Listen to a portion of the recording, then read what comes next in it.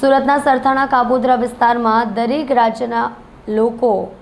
અલગ અલગ જાતિના લોકો રહે છે। આ શ્રમિક વિસ્તારમાં થોડા દિવસ થઈ હત્યાનો પ્રયાસ, મારામારી, ઘાતક હત્યાનો બળે હુમલો જેવી ઘટનાઓમાં ગુનેગારોને નાથવા ડીસીબી ઝોન 1 દ્વારા ઓળખ પરેડ યોજી ગુના અટકાવવા પ્રયાસ હાથ ધરાયો હતો।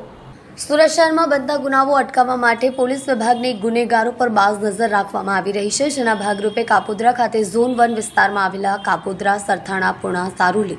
પોલીસ સ્ટેશનના એનસીઆર કાર્ડધારકો, હિસ્ટ્રી શીટરો, ટપોરીઓ તથા મિલકત સંબંધી, શરીર સંબંધી, ગૌવંશ હત્યા ભૂતકાળમાં પકડાયેલા આરોપીઓને એક જ જગ્યાએ હાજર કરી આરોપીઓની ઓળખ પરેડ અધિકારીઓ સહિત વધુમાં વધુ પોલીસ કર્મચારીઓ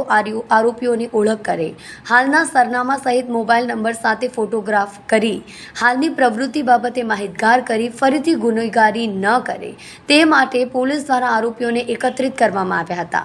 અને તેમને પોલીસ અધિકારીઓ દ્વારા સલાહ સૂચન આપવામાં આવ્યા હતા। સુરત શહેર ઝોન 1ના ડેપ્યુટી કમિશનર ઓફ ભક્તિ ઠાકરની આગેવાનીમાં આ ઓળખ પરેડ કરવામાં આવી હતી અને ડીસીબી ભક્તિ ઠાકરે માહિતી આપતા જણાવ્યું હતું કે છેલ્લા 10 વર્ષમાં ઘણા આરોપીઓનું મોઢું, સરનામું બદલાઈ ગયું છે। અન્ય જિલ્લામાંથી આવેલા પોલીસ જવાનોને આરોપીઓને ઓળખવામાં મુશ્કેલી ન આવે તે હેતુથી આ કાર્યક્રમ યોજાયો હતો। રીઢા ગુનેગારો પર પોલીસની બાજ નજર છે તેમ જણાવવામાં આવ્યું હતું। સાથે સાથે ગુનેગારી છોડી દેવા પણ પોલીસ દ્વારા અપીલ કરવામાં આવી હતી।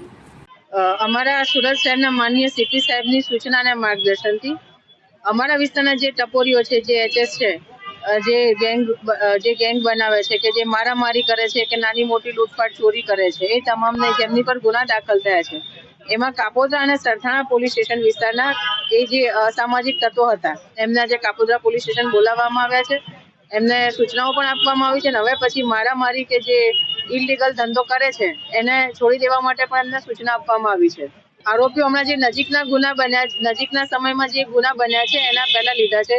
જે બીજા ગુના છે કે જેમ આરોપીઓ જેલમાં છે, એ લોકો જેલમાંથી છૂટીને આવે પછી એમના માટે પણ આ પ્રોગ્રામ કરવાનો છે અને બીજું શરીર સંબંધી અને મિલકત સંબંધી ગુનાના બીજા આરોપી પણ જે બાકી છે એમને પણ હવે ફરીથી બોલાવીને આ સૂચનાઓ આપવાની છે અને એરિયા જો એ લોકો પાલન નહીં કરે તો એમની સામે કાયદેસરની કડકમાં કડક કાર્યવાહી કરવામાં આવશે એવી પણ એમને સૂચનાઓ આપવામાં આવી છે।